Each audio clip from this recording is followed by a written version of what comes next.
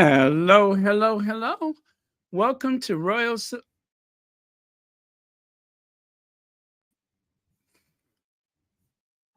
Okay, maybe I did something. I don't know. Hello, hello, hello. Welcome to Royal Sussex Live. Welcome, one and all. Thank you so much for being here. Lydia Washington, thank you so much for being first. And thank you all for being so patient. Okay.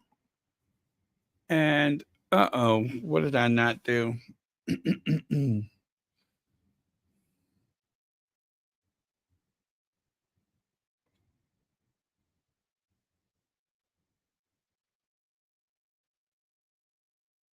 Okay. So, let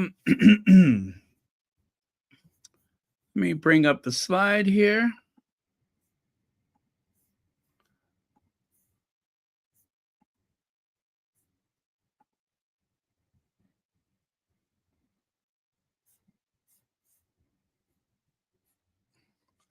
Oh, that's what I did. Does that work? Hold on. Does that work? Let me try that again. Um, hmm. Oh, you know what? Before I do that, let me go out and come back in again so that way I can make sure it's perfect. Okay. So you all don't have to do anything. Um, I need to get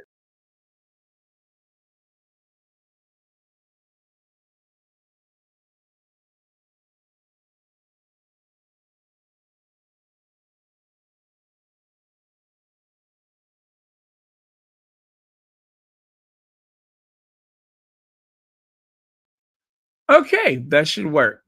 Slides coming up. Church Nelly, how are you? Mary H. Carolita Simone, Miss Viv, Murdoch. Um, who else is here? TB. That's okay. They got a cure for it. Perlina Answer, Carolita Simone, CK, Ingrid Sowers, Rodney Jackson. Something tells me it's going to be a very intimate crowd at this hour. All right. So while I was prepping, guess what I saw? There was a couple of squatties that was good enough to share with me that there may have been a concert sighting. Now we don't see the Duchess of Sussex, Her Royal Highness, the Duchess of Sussex. By the way, you see how I got this set up? In psychology, this is what they call passive aggressive. Passive aggressive. Remember that. This whole little setup is called passive aggressive. This is what you do when you don't want it to be obvious. You know what I mean? So this is very demure and understated. But some people will find it irritating, like the Derangers, Kensington Palace, the Royal Rhoda or Royal Rodents. They will find this rather off putting, but I say it is a measured response to the times that we're living in, right? Can I get amen?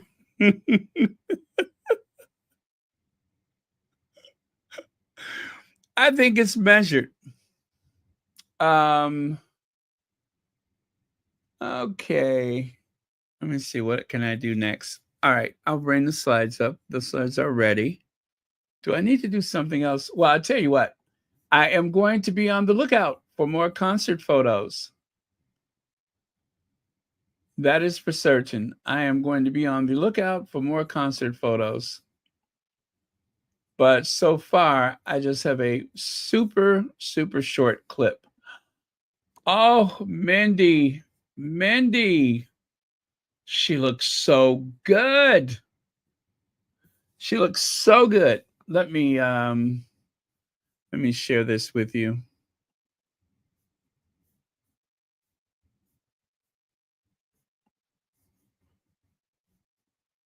Oh, um, oh yeah, I know how I have to do that. Okay, let me share this with you. This is Mindy Kaling from the other night. So far, the best Met Gala that there's ever been has been inspired by Leon Talley. She's holding her train draped over her arm in that particular photo. But so far, the best Met Gala that there's ever been has been this recent one. Wowee. Look at that. So the buttons on her skirt, they all seem to be of various, well, actually, they repeat. I see three that repeat, the ones that are shaped like flowers, and then the ones that are shaped like circles. I see those repeated twice. And then there may be just that one abstract one. Wait, okay, 3, 4, 5. Yeah, yeah. I think maybe there's only one that does not repeat, but she looks absolutely stunning. She is gorgeous. Um, and of course, there's all these accusations about how she could have gotten to where she is right now. It does not matter. I say it doesn't matter whether or not someone opens a door for you. Do you have enough sense to walk through it? Do you have enough sense to walk through it? So, yeah, she looks great. My. Let me see if I can find, since we're on the topic, let me see if I can find what day was the Met Gala? It was the first Monday of May. I believe they say it's always the first Monday of May, which that would have been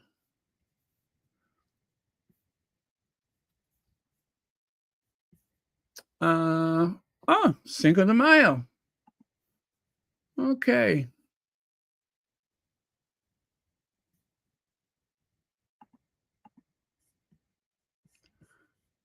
So yeah, what I want to do is just find her from the Met Gala that particular day and take another look at her outfit from the Met Gala.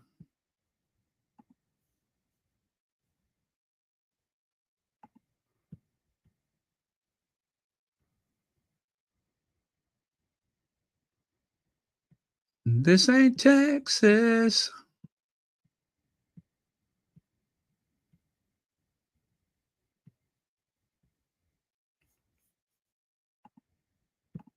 Okay. There you go.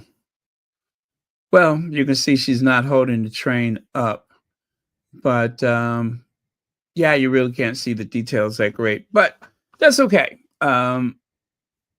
She always nails it on that red carpet, so that's all that matters. If you would have told me that I would still be talking about the Met Gala almost a week later, I wouldn't have believed it. But it was just that good. It was the moment. And even though those hypercritical keyboard warriors on the social media did everything they could to make it seem otherwise, along with the usual tabloid media with being so overly opinionated, it did not matter. What matters is that most people, real people, thoroughly enjoyed it. And that's all that matters. Don't worry about the other noise, but real people. And it has been in particular, it has been a source of pride for African Americans. So I'm going to say win win.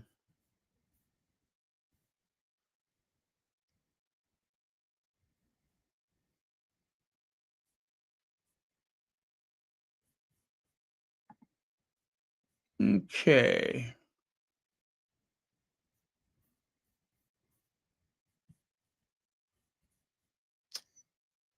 Colleen Beckford, thank you for being here.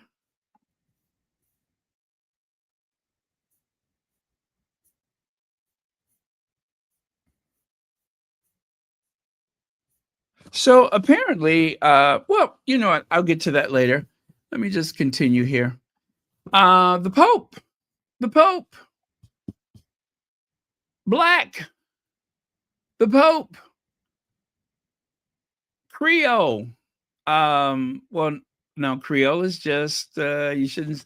Creole is actually a culture. It doesn't necessarily mean black. Okay, black, biracial, of mixed race. Did you guys know that? Of mixed race. Apparently, there has been some ancestry that seems to come from of African descent, most likely of slave descent. Go figure. Yes, Pope Leroy. Pope Leroy the first, possibly. You know, this is almost like a full circle moment because let us not forget Alessandro de' Medici, the first Duke of Florence.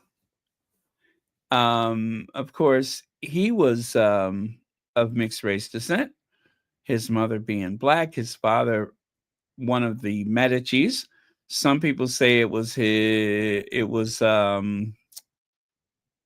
oh gosh, I forget the name of the one that they said it was. But then again, the other possibility was Pope Clement. Pope Clement may have possibly have been his father. And here we are, hundreds of years later, and again, there is this possibility that this time the Pope that's and you know, they said there was another Pope that was likely black, African. So it may not be the first time. It may not be the first time.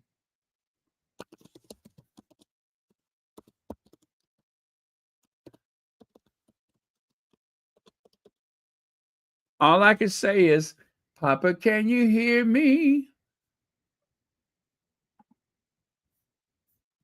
Okay.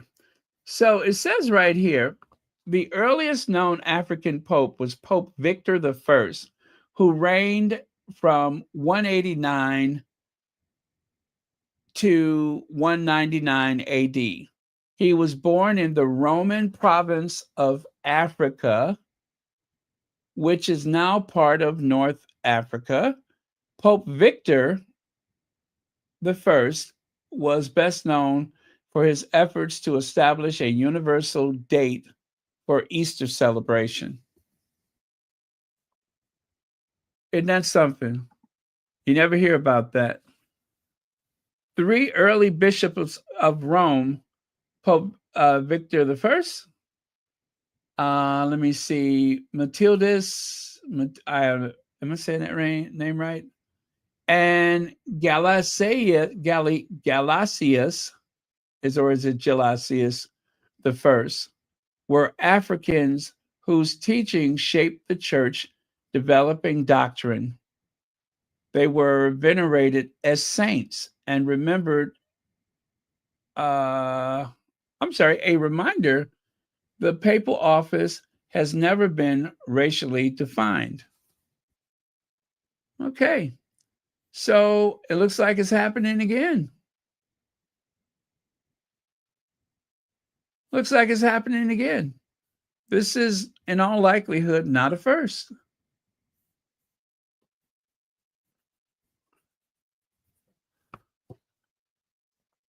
Oh, thank you so much for that. I'm going to post that at the top of the link.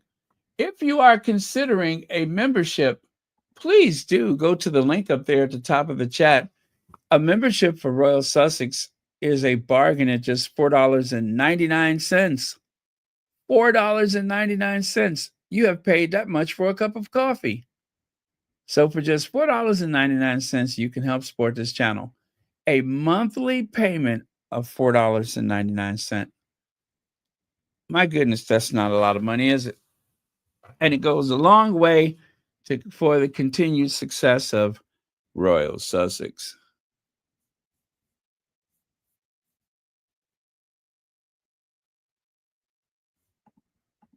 See, there you go. I used to have a neighbor from from New Orleans, and her maiden name was LeBlanc. LeBlanc. So, how about that? And her hair was just as kinky as mine.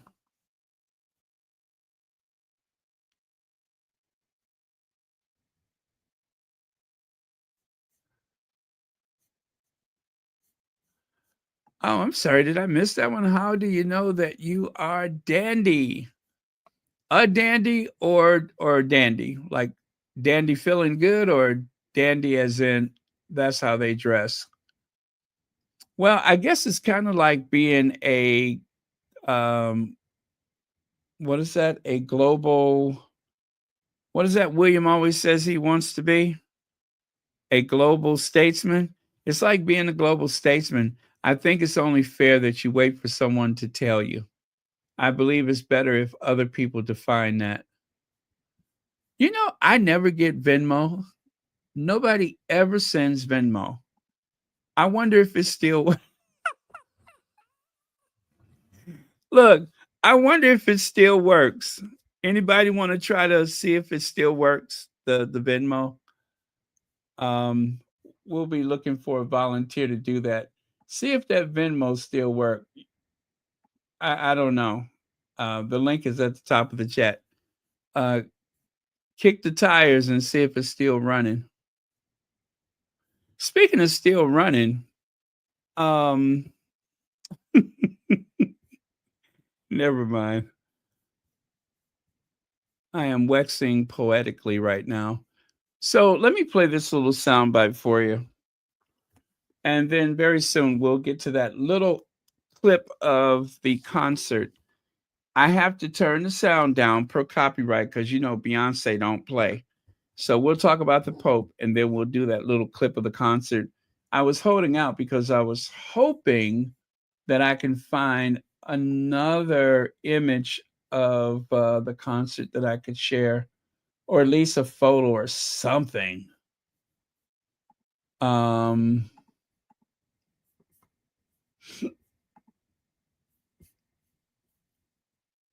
okay.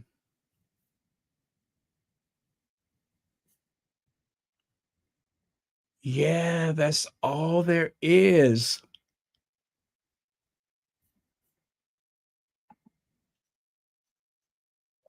Yeah, that's all there is. Well, that's okay. I'll show it to you very soon.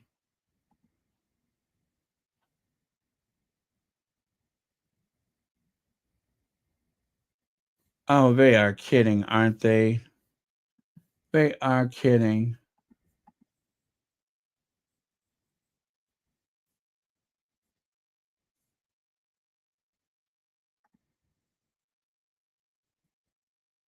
Oh, you know what? Okay. Okay. I tell you what. Let me grab this because we're going to talk about this very soon. So let me go ahead and grab that. And that'll be coming up. Oh my goodness. Are they kidding me? Never a dull moment with that bunch, with that lot, should I say. I'm trying to be more. Okay, where is that?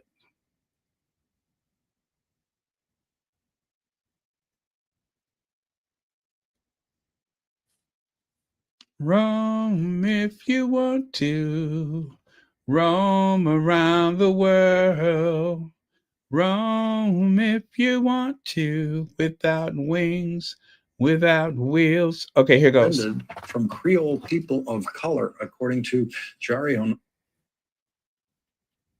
The new pope is partially descended from Creole people of color, according to Jari Honora, a noted genealogist and historian. Mr. Honora works at the historic New Orleans Collection, a museum in the French Quarter, and was a researcher on the TV show Finding Your Roots with historian Henry Louis Gates Jr. Pope's grandparents were married in New Orleans in 1887, and from there, those deep Southern roots branched out. According to Jari Honore, who is the family historian at the Historic New Orleans Collection, census data shows those roots in the Crescent City were here until they migrated in the 1900s. He says census data shows the Martinez family lived in the 7th Ward, and with their Haitian and Creole backgrounds, were considered mulatto or people of color. There is now a newly elected pope who has Louisiana Creole ties. He is also a descendant of Louisiana Creoles of color. Okay, so don't need that music at the end there, but yeah, that was it. It seems like the mainstream press here and there are picking up on it, but you know, at the end of the day, he's just a man that, for whatever reason, has been elevated into this position. You'd have to go back quite some time to find someone else with his unique background. But let's just hope he brings people together, that he can make the church relevant in a way that the majority of people will appreciate. Yeah, not exactly the Barack Obama of the papacy, but maybe he is. Maybe he will address that one day. Doubtful, but it'd be nice if he did.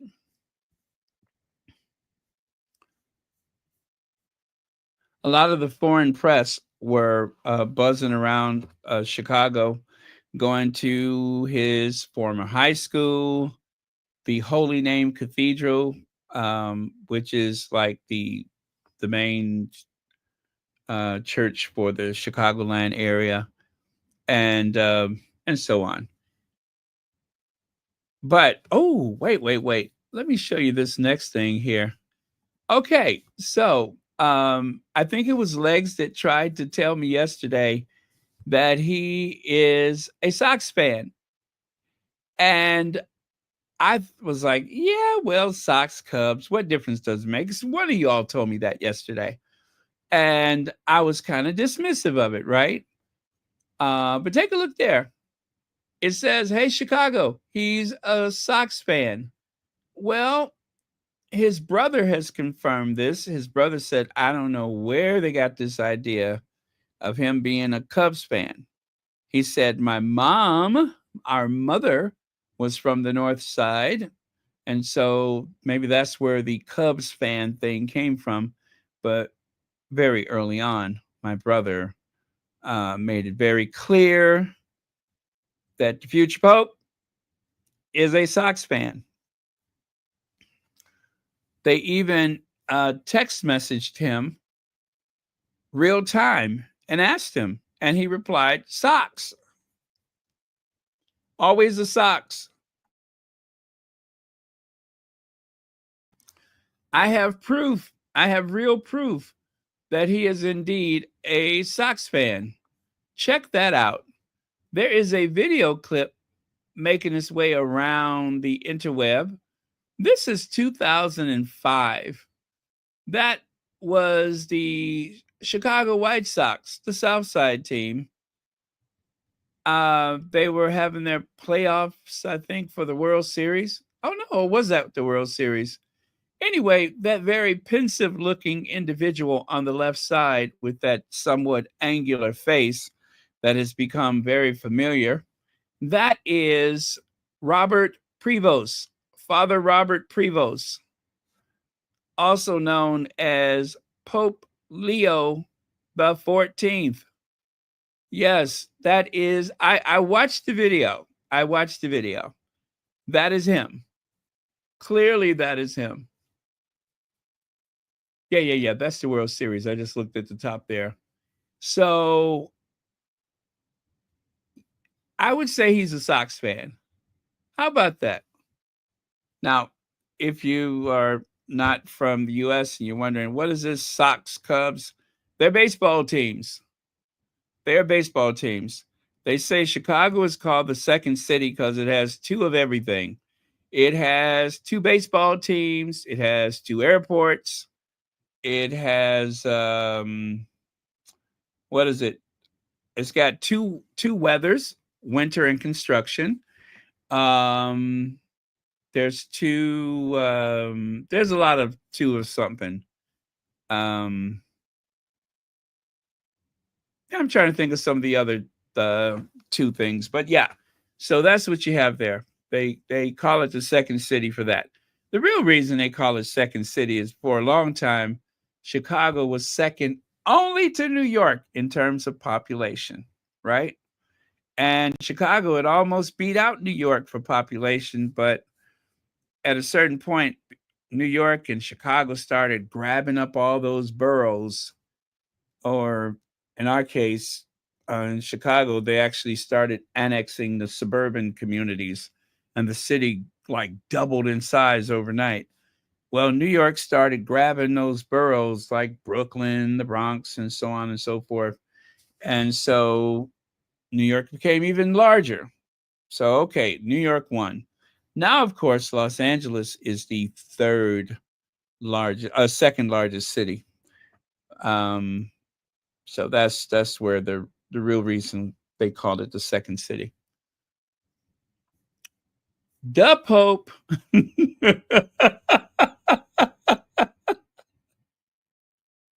The Pope. Thank you. That's the first time I've heard that. The Pope. That is a colorful term which represents a lingo in Chicago. You mostly hear that from, I would say it's from the Polish community, where they say the Bears, like Mike Ditka, the Bears. There are some people in Chicago that, well, I'm trying to do the accent. There are some people in Chicago that speak with a very interesting accent. They will say the Bears, the Bears. And that's heavily influenced by the Polish accent. I believe that would be the Polish accent. And there was a Polish American, Mike Ditka, who was the famous football coach for the World Series, not World Series, what am I saying? The Super Bowl winning Chicago Bears. The Bears, the Bears. So yeah, that is a very Chicago way to say the Pope, the Pope. And of course, because of that very large population of Polish Americans, when Pope John Paul II came to Chicago back in the 1970s, oh, it was a huge outpouring of humanity. We had never had a crowd that big until probably either Barack Obama's election night or possibly, well, the biggest crowd, one of the largest gatherings in humanity was when the Chicago Cubs won the World Series. That was like, I think they said maybe the sixth largest uh, gathering of humanity in the history of the world. That's how big it was. People just drove overnight. You'd have to be here to understand it. But anyway, let me see. Is my okay? Nope, I guess not. Okay, just making sure that my connection is not frozen. All right, let's go. So, white smoke, black pope. Genealogists say Leo XIV has Louisiana African roots. A prominent Catholic newspaper is among those suggesting Pope Leo the 14th may be the first Black pontiff in the Catholic Church's history. I think we just covered that. The National Catholic Reporter, citing census records over a century old, wrote that Leo's maternal grandparents were identified as mulatto. A review confirmed these findings, dating as far back as the 1870 census. Now, as much as I am enjoying this, I'd be curious to know exactly how that lands with some of the family. Do they know this and have already, accepted this, or is it going to be weird for the grandkids of his siblings? Is it going to be weird for them, or great grandkids? Will it be kind of weird for them? We don't know yet. And it's really none of our business, but I'm just curious.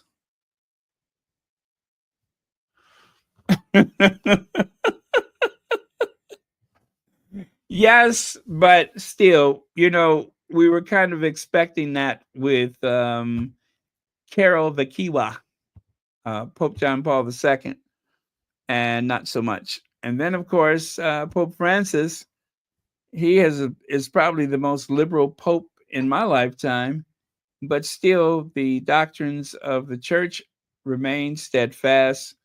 No women in the clergy, and so on and so forth. So they ain't gonna change that much. It's gonna take a divine intervention for the church to ever really modernize, but they can get better. They can shape a message that has universal appeal, I hope. Now, Prince Harry totally sidelined by royal family. By the way, I don't think we'll be here more than an hour. Okay, Prince Harry totally sidelined by royal family with key move after ill-timed outbursts. A royal expert says royal family showed unity despite Prince Harry's latest outbursts. What else are they going to do? They are pretending to be unified because, as best we can tell, Kate and Camilla are not on speaking terms. I think we established that some time ago, that Kate and Camilla are not even on speaking terms. So if that is an indication of how unified they are, I would say not. I would say not. William seems to be more tolerant of his father, but then again, what else is he going to do? You kind of have to get along with him. And for the sake of appearances, everybody needs to toe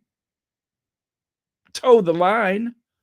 And because of the well-established hate campaign from the tabloid media, which has been directed and fueled by the firm, any problems, any dysfunctions that are happening with the left behind royals is going to be easily hidden, because after all, you have established that the media is free to go after Harry and Meghan. Just don't say anything bad about Will and Kate. However, there have been occasions where Camilla has trolled Kate.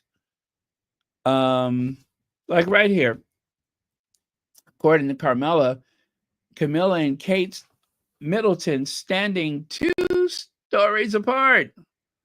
A world of distance and division between them, yet the British media won't touch it. Yesterday, William and Kate were not at the Buckingham Palace garden party. This amongst many Camilla events that Kate were not invited to. You have a better chance of seeing a falling star on a cloudy night than seeing Kate and Godzilla in the same space. You have a better chance. Otherwise, it just ain't happening. There has been there has been some division. There's been a falling out. Don't know how long this has been going on, but there has been a falling out. Make of that what you will.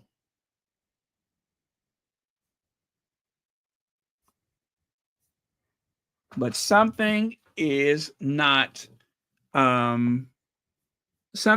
right.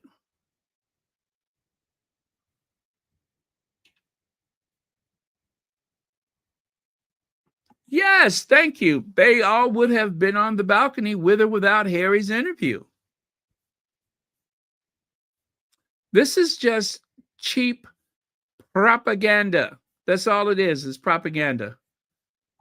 Let me see. Heather say they act as if Harry is at the door trying to get in.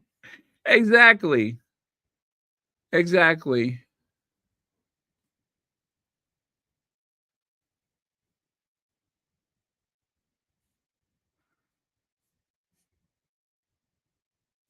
Yeah. Hi, Hazel Jones. Prevost, that sounds like, isn't that a bus company? Isn't there a bus manufacturer called Prevost? Prevost Bus. Yeah, there is. There's a company that makes luxury coaches called Prevost. That's the only place I've ever seen that name before. Oh no.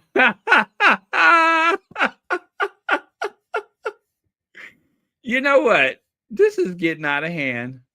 This is getting seriously out of hand. No, no, no, no, no.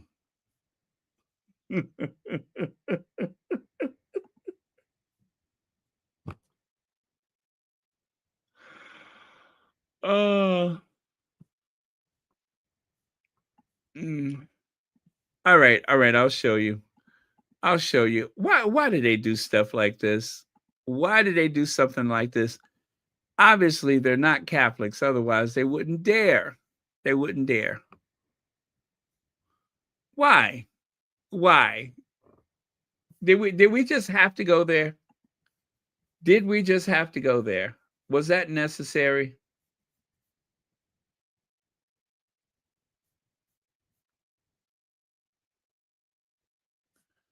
They do whatever they choose to distract from a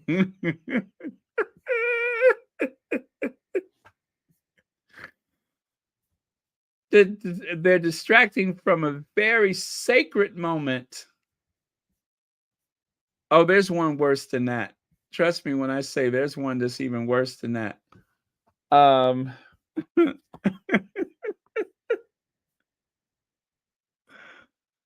uh well, I'm just trying to figure out where's Martha Stewart. Martha Stewart can make them some sliders to, in case they get hungry. She can make some gourmet sliders. All right, let me get back over here. You know what? I did promise you guys that I would show you that little clip from the concert. Now, remember, I have to turn the sound down because it is forbidden. I don't want to get slapped with a copyright. So I'll show you the clip, but I certainly cannot show you the concert or let you hear the concert.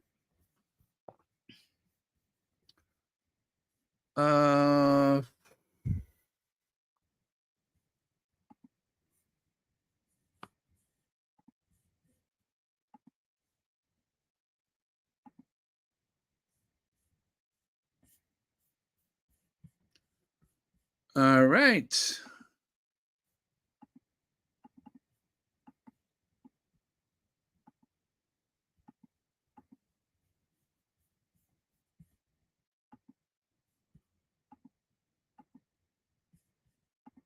Okay, here goes.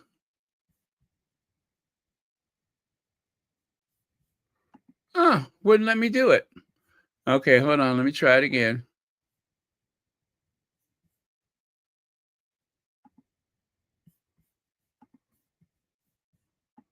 Rum if you want to.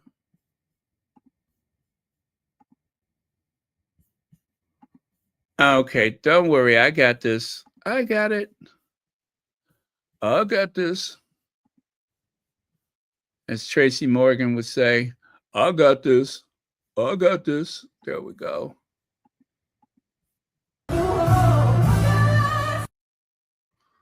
Okay. Again, I cannot have that sound. So that appears to be Harry's center screen. Prince Harry.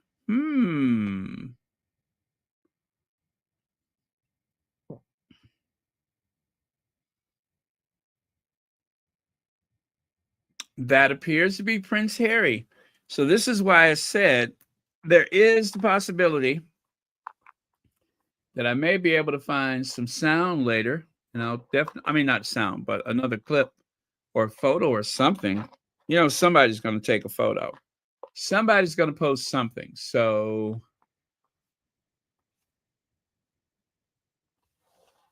yeah. Somebody is going to post something. So we'll see what happens. But I want to keep looking at the social media to see if I can find something else to share. All right.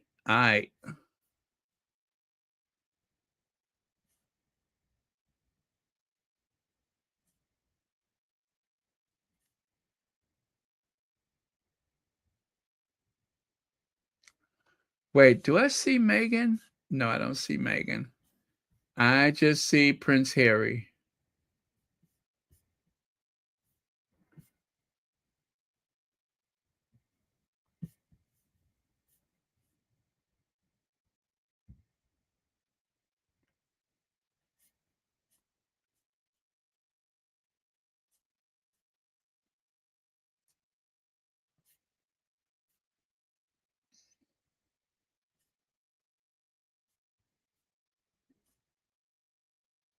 Okay. All right. I'll check again later. But there you go, everybody. That is what appears to be Prince Harry at the Beyonce concert.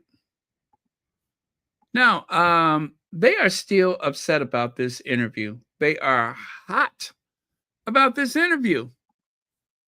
And I got a little soundbite to go with that.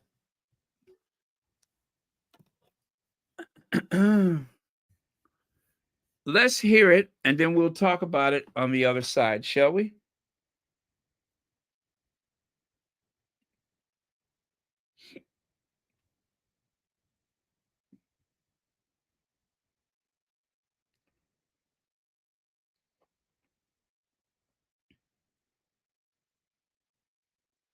Okay, that's buffering. Let me try it again.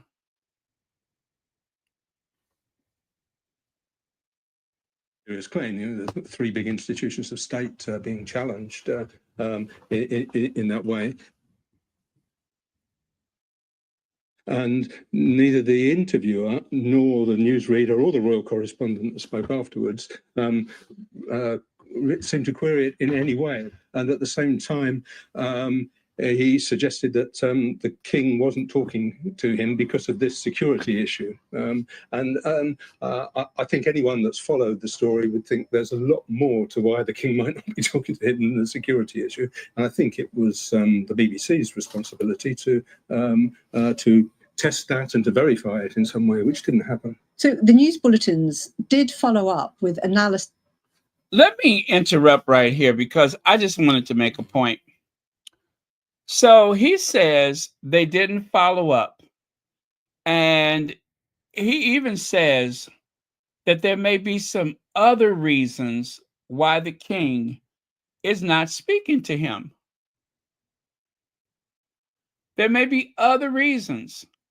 Well, anything you say about anybody, there may be some other reason why things are the way they are. Let me try to come up with an example. Other reasons. How about if William misses, oh, I don't know, King Constantine's memorial service a year after he missed, I don't know, King Constantine's funeral, when William is actually King Constantine's godson. Now, there could be some reason for that, right? But they never try to dig any deeper than that. They don't try to figure out if there's another reason for something when it comes to William. There's never another reason for something like Kate missing for 172 days without one single confirmed public appearance. You know, she's in the back of a car. Was there a reason why the only photo she just happened to turn her head? Or was there a reason for a body double to exit the farmer's market? Poor sick Kate was walking so brisk that she was almost jogging. We don't really dig for reasons for the royals, the left behind royals. We don't really dig for reasons for them. It is whatever the palace wants you to say. But when it's Harry and Meghan, oh boy, they know exactly. Anyway, let me continue. By royal correspondence, and there was eventually a statement from Buckingham Palace when that got released. The BBC read that too. Didn't that provide some balance, even if it took some time to come out? I think I would question, is that really balanced? Because Buckingham Palace doesn't have a habit of responding in detail to accusations. Just giving Buckingham Palace time to respond, I don't think in itself is balanced. The BBC made much, of course, of this interview being an exclusive interview, and I wonder if you felt the Prince Harry interview deserved the prominence that the BBC gave it on the day that the local election results came out as well. I'm sure it was such a scoop for the BBC. I can imagine they were fairly excited by that, but to what extent it really deserved prominent coverage, I dispute that as well. Paul Hunter, thank you so much. Okay, thank you. And we did ask BBC News for someone to interview about all those issues, but were told that no one was available. Here is the statement they sent us instead. This was a rare and exclusive interview with the Prince and of significant interest to audiences as it gave fresh insight to his relationship with the royal family as well as his security arrangements. We included a response from the palace and from the Home Office in our coverage. The interview was immediately covered by news outlets around the world. We gave careful consideration to the news agenda and continued to give UK audiences significant updates and analysis. The one time things did not go exactly to plan. Now, okay. Unfortunately, I put this out of order because there was another part, and let me play the first part of it. At least on one of the bulletins I saw, there was a Donald Trump session immediately before where he'd been interviewed, and the newsreader, the moment that finished, made a great play of challenging what Donald Trump had said and announcing that it was unverified from a fact-checking point of view. And then when the Prince Harry interview came on, I found that it was that he too was making some very serious allegations. All he said was stitch up, and there were other people that agreed that there was a stitch up. And I didn't find it being fact-checked or verified or challenged really in any way at all, and that surprised me. So what were the claims that you felt weren't challenged that should have been? Well, I think there were several claims. I suppose the main one is centering around really that it was an establishment stitch-up. And what I thought with that is, well, basically he's suggesting that the Crown, the government, including the Home Office and the judiciary, have somehow colluded conspired to deprive him and his family of security. That's seemed to me quite a serious claim. You know, the three big institutions of state being challenged in that way, and neither the interviewer nor the newsreader or the royal correspondent that spoke afterwards seemed to query it in any way. And at the same time, he suggested that the king wasn't talking to him because of this security issue. I think anyone that's followed the story would think there's, at least on one of the bulletins I saw, there was a Donald Trump. Okay, take a look at the screen. Do you see that? Sorry for the blurry image, but this is King Charles III making a visit to the Royal Courts of Justice. He's making a visit to the Royal Courts of Justice because he wanted to say thank you for being so you. Thanks for doing what you do. Now, it does not seem wise. It does not seem ethical, in my opinion, for the head of the church, the head of the military, and the head of the judiciary, in other words, the king, to show up before his government is being challenged by his son. Did anybody question how odd this appeared? Did anybody question how odd this appears? Because it appears odd to me. It seems like a huge conflict of interest that the king, who is the one that's probably messed up Harry's chance to get security, that king, who is, you know, the head of the everything, right? Why is he there? Why is he there? He should not be there. It doesn't look right. But then again, what do they care? Because the press will just not talk about it. And then if it's brought up by any other means, right? If anybody else brings it up, you could depend on the Royal Rota, among others, to somehow make it seem as though it was absolutely justified and necessary. Charles could have gone to the royal courts at any time to thank people. The only thing that I've seen that looks as weird as this is after Donald Trump manages to worm his way into the White House back in what year was that? 2017? 2016 election, 27. Yeah, when he managed to worm his way into the White House, his first stop was to go to Langley, Virginia, and go to the headquarters of the Central Intelligence Agency. Some people say he just went there to remind them who's the boss, just in case you think there's some other person in charge. His first stop was to the Central Intelligence Agency. And at that point, he stands in front of a memorial, which has only stars and no names, to protect the family members of those who lost their lives fighting for freedom in service of their country, which people said was sacrilegious. Nothing came of it. There are people him and I and all that kind of stuff. But I tell you, at least there were some people that were rather got their nose out of joints about what Donald Trump did. But in this situation, there was nothing but crickets. Nobody said a thing.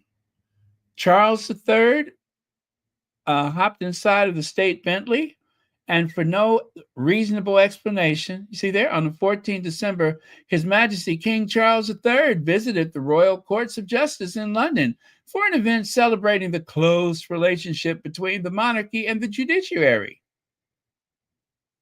Really? He could have done this anytime.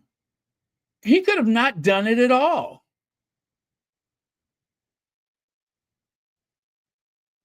This is just one of those little receipts that I've been hanging on to, not knowing whether or not I would ever use it again. But yet, here we are. Here we are.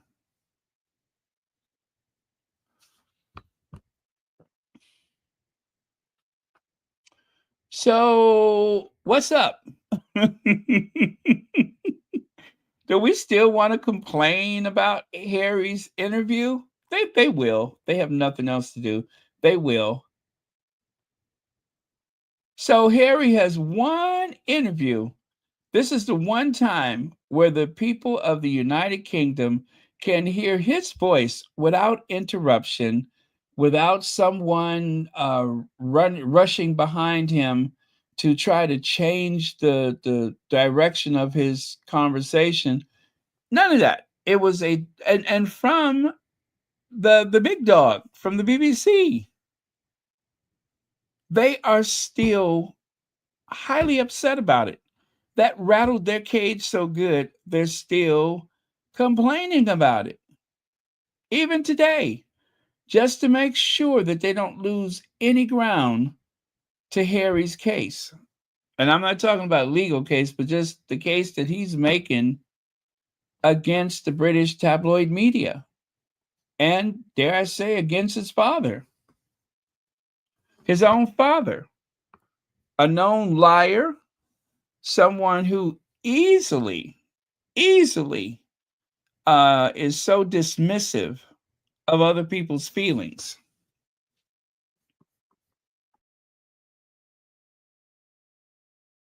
Indecisive, useless. He may as well be a eunuch. I don't know how he conceived children.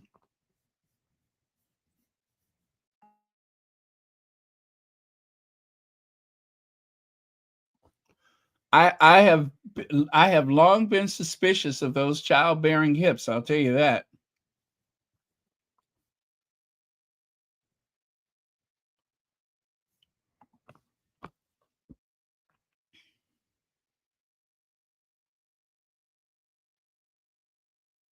Yeah, there is a continuous dialogue that is anti-Harry, anti-Meghan. Anything that they say must be called into question. You can't trust or rely upon them. They don't give the public a chance to even hear the other side of the story. As far as they're concerned, there is no other side.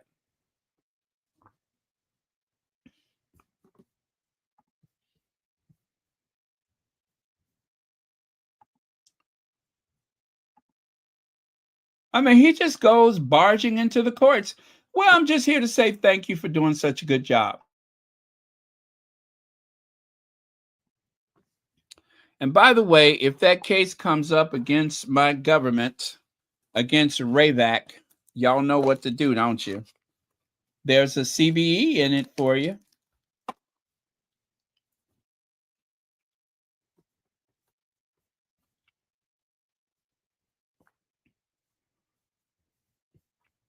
Okay, let me get rid of that and get back on track.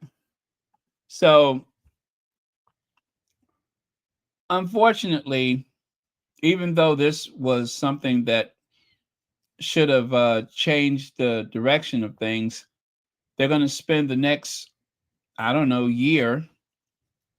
They'll probably spend the whole entire next year fussing about this to discredit everything that Harry said. Like right here, did Meghan Markle break up Prince Harry and David Beckham's romance? They were not that close.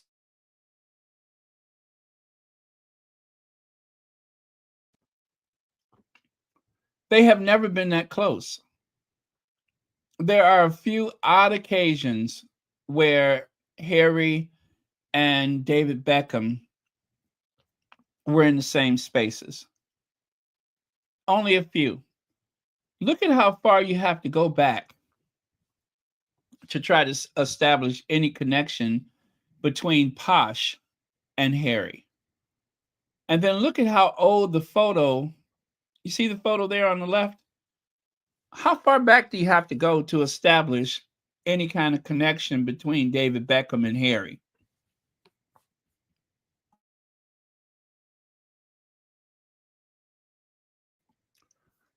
They were never that close. Yes, they met publicly on occasion. I couldn't see David Beckham getting close to anybody who doesn't hand out the titles. Harry cannot make him a knight. William can do it. Charles can do it. But not Harry. Not yet. And then down there, Prince Harry's old friends issue verdict on bombshell royal interview. They are still trying to discredit that interview.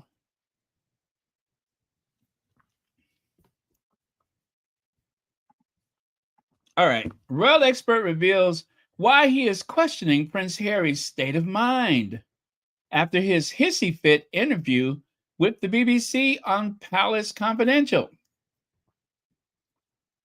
His hissy fit interview. They have to try to make Harry seem irrational and not in his right mind. And he's too California. He's surrounded by these strange aliens from another realm and dimension. Every place Harry has visited since leaving the royal family, including no-go zone, despite saying he and his family are not safe in the UK.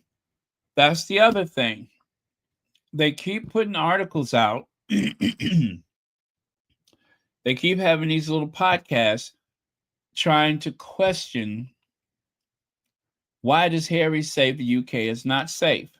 They don't mention anything about people being in jail. They don't mention anything about a powdery substance being mailed to Princess Meghan. They omit all of those things that should have people wary for Harry's safety. And as much as I know a lot of people question Professor Tim Wilson, because I don't think Tim Wilson really cares for Meghan. He loves Harry. He doesn't care for Meghan. But Professor Wilson really outed Ken Wharf, the guy that used to be Princess Diana's bodyguard. He really called him out. He really called him out as being a disloyal, discontented mouthpiece for the palace, for the Royal Rota, for the tabloids.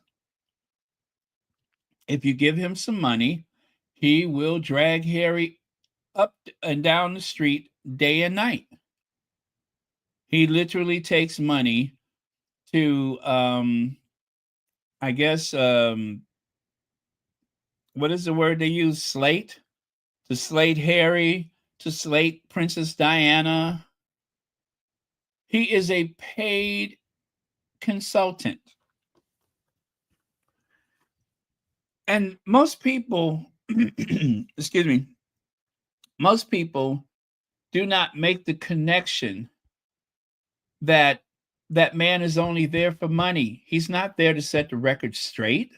He's there because he's getting paid.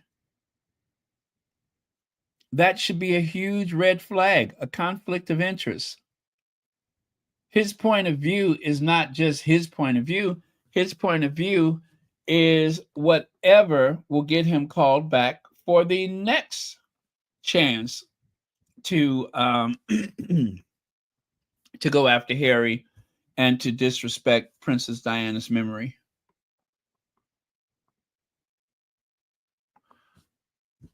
Yeah, they're attacking Harry's sanity and his judgment. They want him to seem isolated and paranoid. That's exactly what they're doing.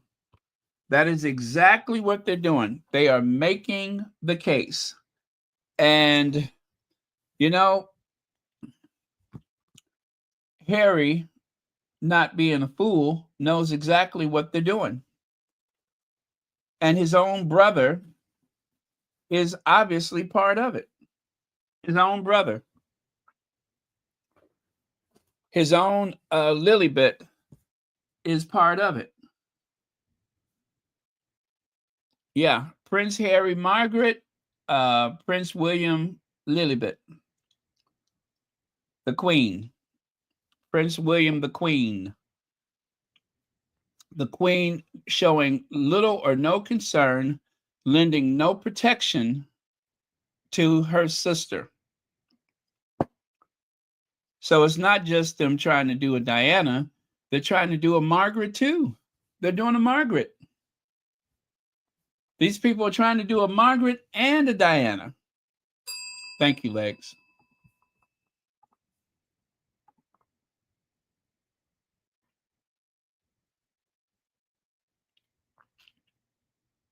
Yeah, you know what? We should cleanse our palate because it's too much. Let's hear from Martin.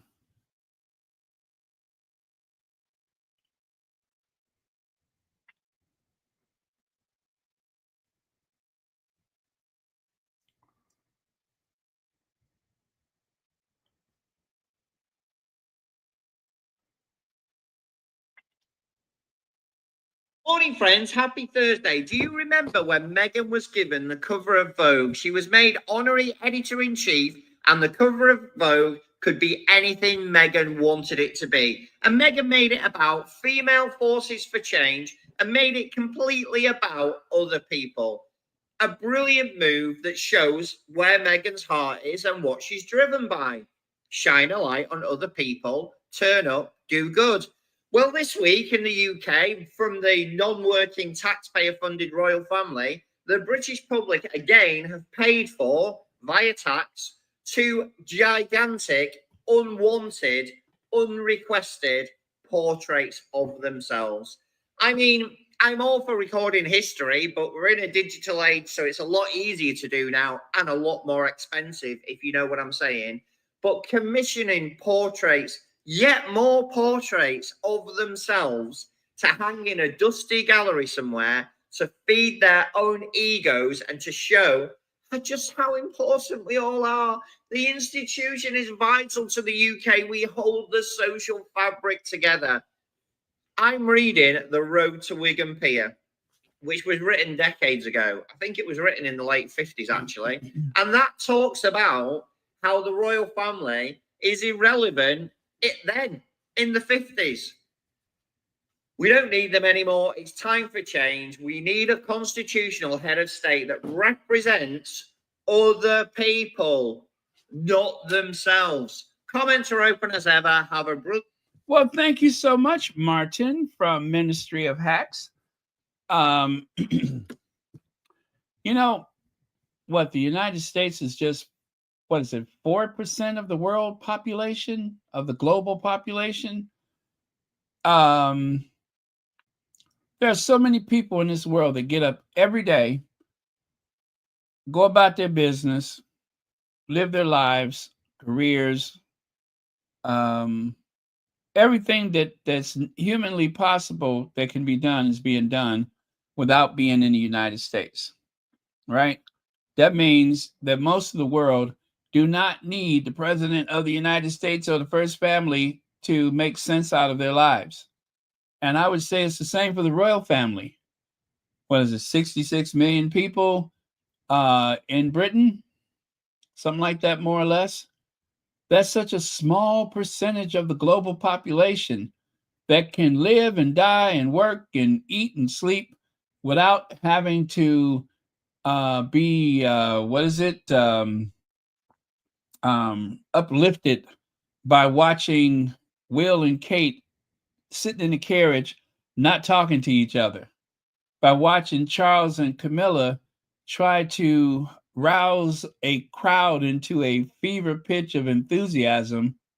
I said try, Most people don't have to experience that. And even the people in the UK, they're not paying attention to it. So it is really pointless, isn't it? There's just really no need for them. The only royals that make sense right now, at least from that particular family, is Harry and Meghan. Even with all of the hate campaign, people still gravitate toward them. People are still inspired by them. You really can't say that for the left behind royals. They literally have to bus in a bunch of school kids and get them all hopped up on chocolate and candy and stuff, and then put flags in their little quivering hands so that they could shake them vigorously and seem enthusiastic at the sight of Camilla, at the sight of Charles. Who would get excited about this? It's like watching someone almost tripping out of a pub or something like that. Yeah, who needs it? Connie Balmer. Hi, Connie Balmer. Yes, someone told me earlier. Well, our condolences, of course, and wow, 101. Wow, that's a blessing. That is a blessing, especially for your family, to have a matriarch in the family for 100 years. 100 years. So much of the world has changed in 100 years. Wow, what a blessing. That is a blessing. Well, again, condolences for your loss, and thank you so much for sharing that with us.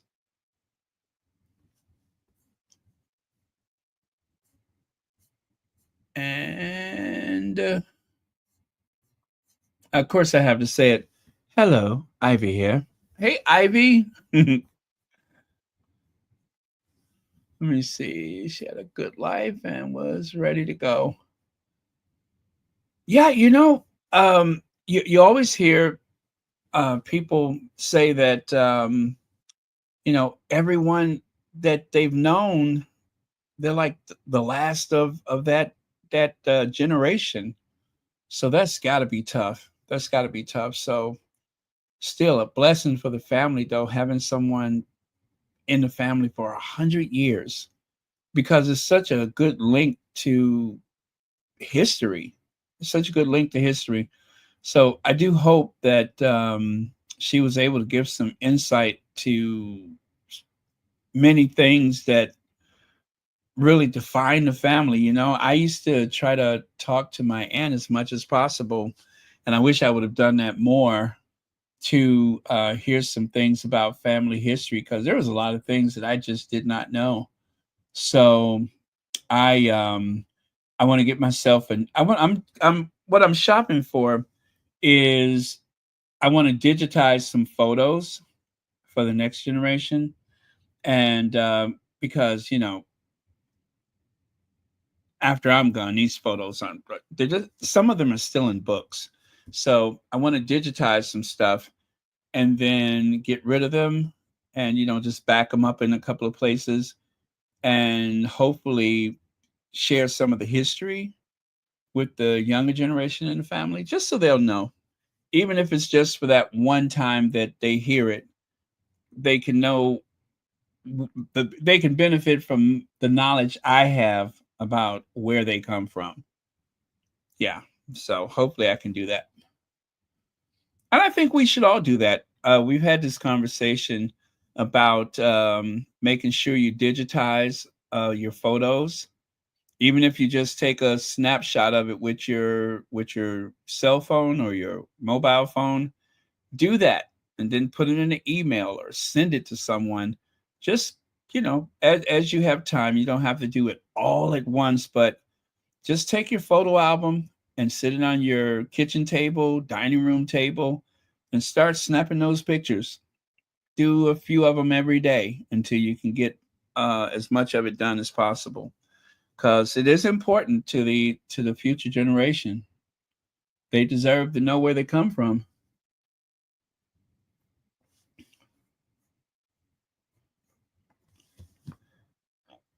Ah, really? Oh, wow, that's very interesting. That is and very thoughtful. Very thoughtful.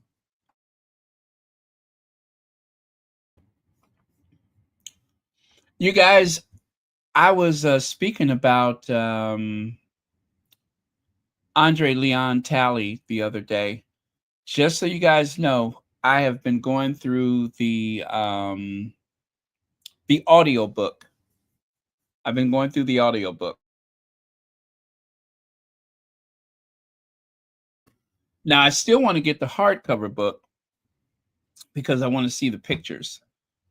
And they say there's a lot of great pictures. Leon Talley also did photography.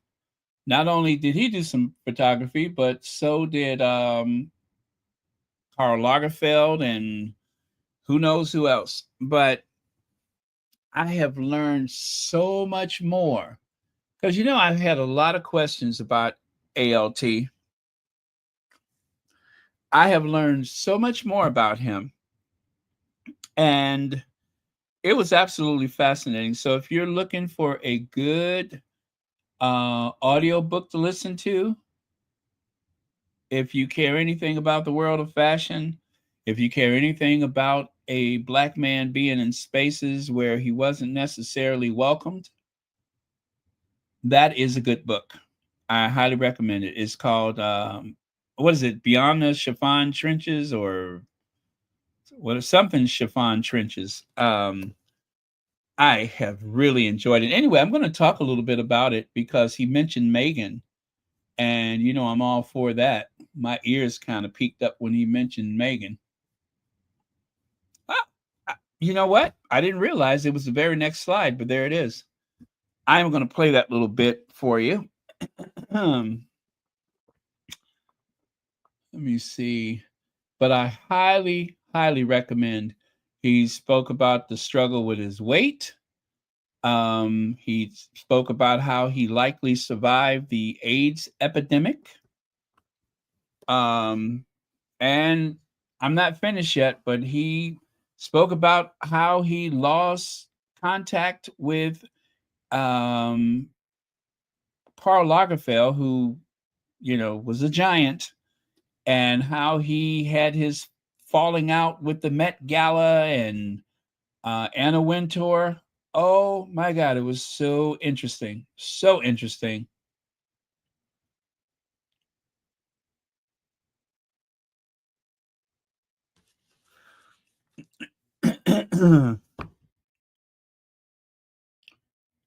Oh, excuse me. Let me, I'm so sorry. I'm having like a post-nasal drip. I have not had an attack of my allergies in ages, but I found myself sneezing the past like 24 hours. And I really doubt that I've been exposed to anybody with a cold or flu. But yeah, so I don't know. But it's just like I got like a little post-nasal drip thing going on. So it's kind of all right. So let me get that queued up for you. But oh my God, this was so good. I think it's like 9 hours of, and it's read by the author. So that's always a good thing when it's read by the author.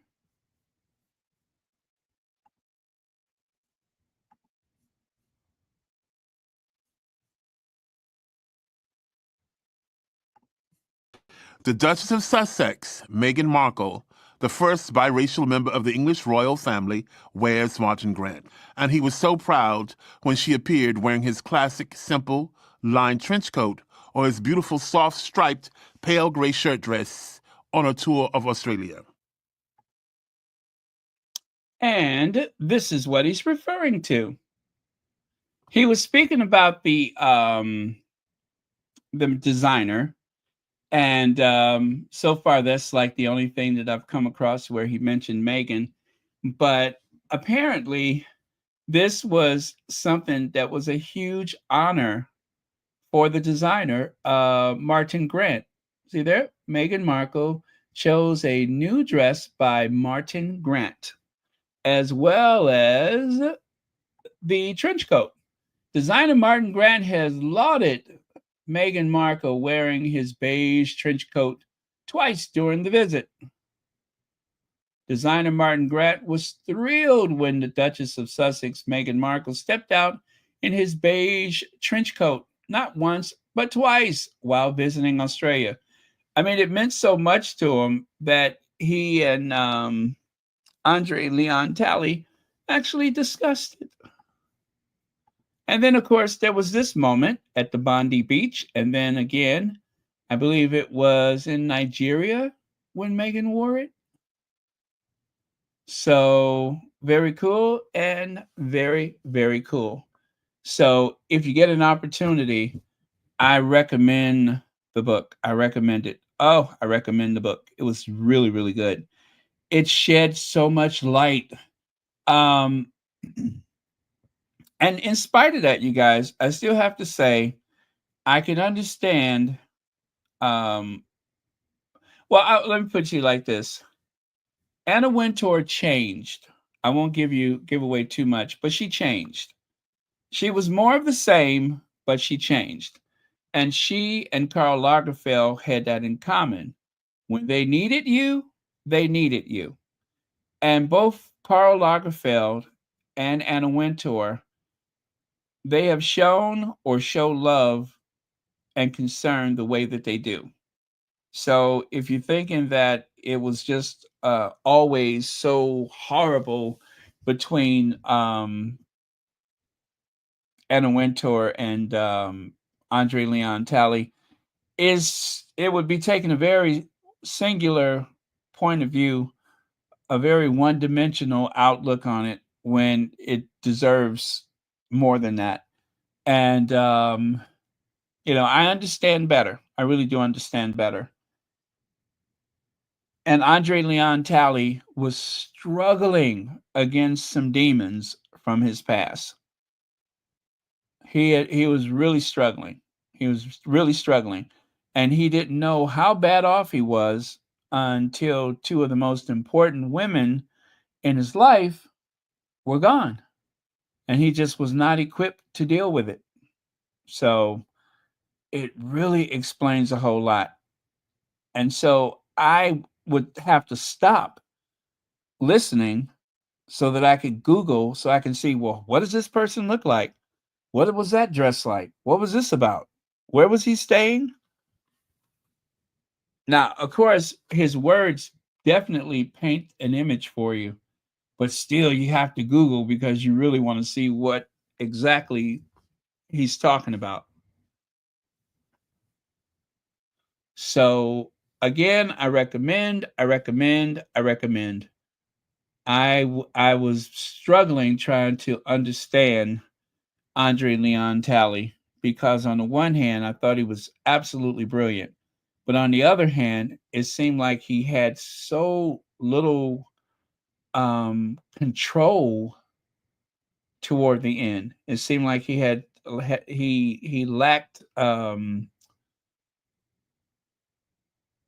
well, he was a genius. Let's just say he was a genius. And if you think, well, he was just a stylist and this and that, brilliant writer and encyclopedic knowledge of so many things and so many people in the world of fashion. So, okay. And of course, the Daily Fail has talked about the Sussex Squad. Yeah, they have. I don't know if let me see. Did they mention the Sussex Squad? Yep. No, I don't think so. But anyway, they're letting people know that the fans of the Duke and Duchess of Sussex are fundraising. Now, the article, don't even bother with it. There's nothing new or extra to it. don't give them the engagement. Plus, by the end of the article, they started going on and on about Meghan using her title, which has nothing to do with this article. It has nothing to do with this article, but they had to throw it in there because they have to end on a negative note. They just have to end on a negative note. They have to strip away any humanity that the Sussexes have. This is like one of the worst cases of abuse in the history of media. It involves multiple media outlets. It involves the royal family, the courtiers and such. There's a lot of moving parts. And the fact that it's being played out in the plain light of day makes it that much more disturbing.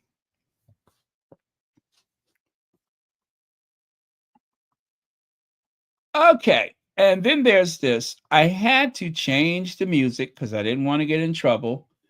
I had to change the music because we don't want no copyrights. But Meghan produced a video today, a very short video.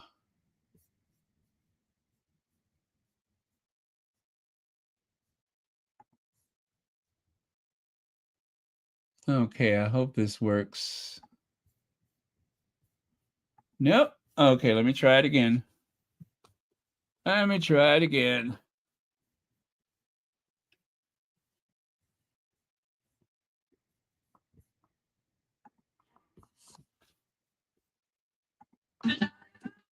Nope. Nope, that's not it. Oh, I'm glad I checked that one. Did I put it up there or no?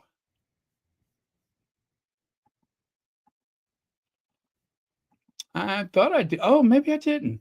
Okay, that's okay. It won't take but a second. Ah, there we go.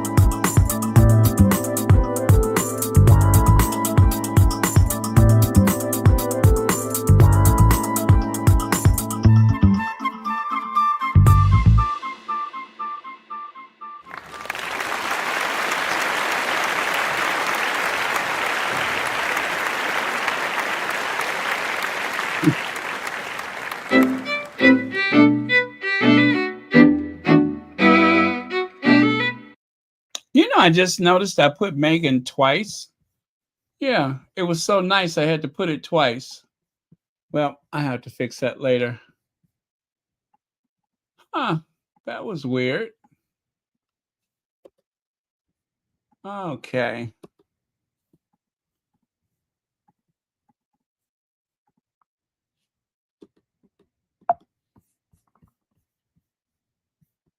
Yeah, I'll fix that later.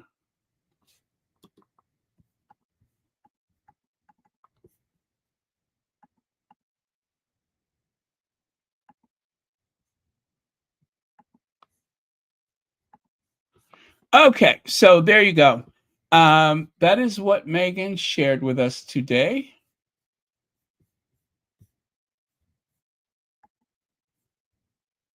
Oh, I see. There it is too. Meghan, Duchess of Sussex. I was so busy trying to get that HRH in there. Oh, well, you know what I was trying to do. But yeah, so flower arranging with Guy last spring. Just wait till you see what I've been cooking up this year. More soon. So something big is coming up, you guys. Something really big is coming up, and I can't wait for it, but I am here for it.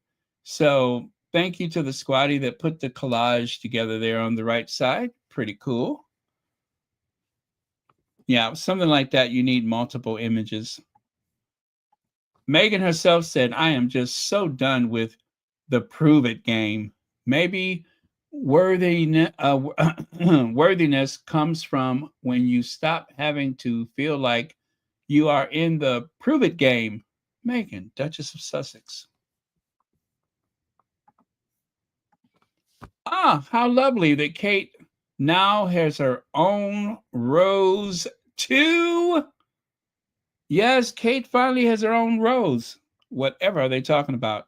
I mean, William allegedly has his rose. What about Kate? A rose has been named after the Princess of Wales to celebrate the healing power of nature. Catherine's rose is richly scented. Oh, I'm sure it smells, is scented. Is richly scented flower with abundant coral pink petals. For every plant sold, 5 pounds will be donated to the Royal Marsden Cancer Charity. Now, who arranged that? I bet you it wasn't Kensington Palace. Spending time in nature has always been, oh, who cares? I don't feel like that right now. If you go to Manhattan soon, if you go to Times Square, take a look at this. There is a statue that looks like somebody in my family, or could be somebody in a lot of people's families. She is about 12 feet high. And in Times Square, she dominates that little triangle. There you go. She's 12 feet high. She is not the archetype of the typical Madison Avenue woman that you would see in the ad campaigns. No, ma'am, not that. She's somebody's mama, somebody's sister, somebody's grandma. She's somebody. That's all to it. And there's a lot of people that are calling it a woke statue. Of course, I disagree. Woke, using woke for everything is code for if it represents people of color, if it challenges us to think about society inclusiveness, then it must be woke. It can never just be. But I think it's amazing. And in the spirit of the statue of David, I think it fits perfectly in Times Square. And with that, you folks, I am done. Thank you all so much for watching Royal Sussex. On behalf of Snoop Dogg and his new friends. The Duchess of Sussex, Meghan Markle. Check out Andre Leon Talley's book. I thought it was fantastic. As soon as I'm done, I'm going to go and try to finish it tonight. So love you guys. Thank you, moderators, for keeping this a safe space. And let me see, where was I at here? Is this the one? Yeah. There we go. Okay, cheers. All the best. Love you guys.